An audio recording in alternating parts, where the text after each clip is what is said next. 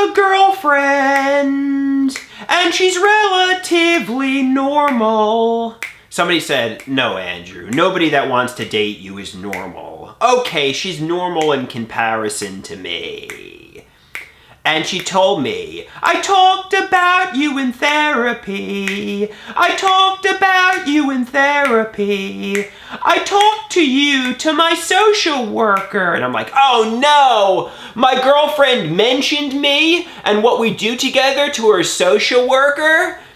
I'm sure the social worker told my girlfriend to avoid me like the plague. She's probably critical of me.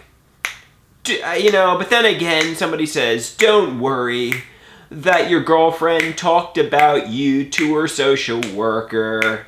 You don't do anything that weird and wrong, I'm afraid the social worker's gonna say, break up with him. Avoid him like the plague. I'm extremely self-conscious.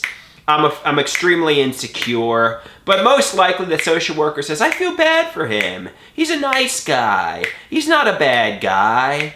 I don't know why I feel like she's saying, oh, this guy doesn't work, he's a man-child, he has no future.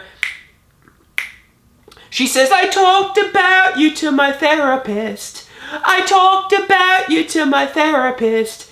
And I'm afraid the therapist says, avoid him like the plague. I'm afraid the therapist says, avoid him like the plague. Break up with him. Move on from him. Avoid him like the plague. Find somebody better. You could do so much better than this pathetic disabled man-child.